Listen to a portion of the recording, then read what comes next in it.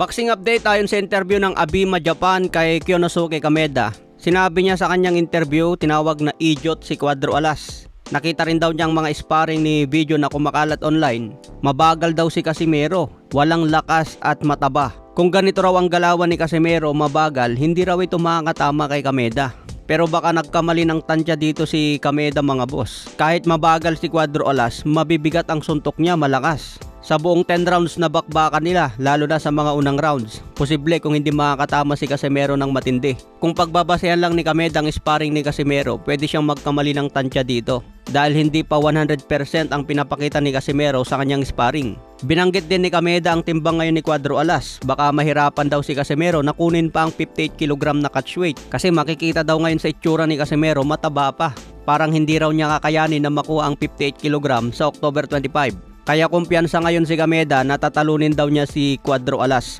Ito ang unang laban ni Casimero sa timbang na ito mga boss. Malakas si Casimero sa bantamweight 118 pounds. Then umakyat siya ng 122 pounds. At ngayon 128 pounds super featherweight na ang laban niya. Kaya ito rin ang tignan natin sa October 25. Kung ano ang epekto sa katawan ni Casimero ang pagtimbang na 128. Pinupunto rin kay Casimero ngayon ang kanyang kondisyon. Baka raw pagdating ng late rounds, mapagod na ito. Pinangako ni Casimero na tatapusin niya agad si Kameda sa first round o unang 3 rounds. Pero paano kung hindi niya nagawa ito at umabot nga sa late rounds? Siyempre 3 division world champion yan si Casimero mga boss at meron na rin silang plano tungkol dyan. Kaya abang na lang natin ang laban niya ngayong October 25. Baka nga ang gagawin ni Kameda dito magtakbo-takbo lang sa mga unang rounds. Siyempre kailangan niya diskartehan ito mga boss, hindi niya pwedeng sabayan si Casimero dahil malakas.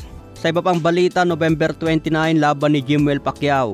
Pro debut ito ni Jimwell Pacquiao sa MP Promotions. Ito ang unang palabas ng MP Promotions sa Amerika. Maging main event nga po dyan si Elijah Pierce versus Para. Mataas na rin ang rankings ni Elijah Pierce sa featherweight dahil number 2 ito sa WBA ni Nick Bull. Habang number 1 naman si Brandon Figueroa. Maganda rin sana itong si Elijah Pierce ang makalaban ni Cuadro Alas. Dahil sabi nga ni Elijah Pierce nakahanda siyang lumaban kay Casimero. Pero ang problema dito kasi yung promoter mga boss. Sa iba pang balita, Timothy Bradley may sinabi siya sa kanyang vlog.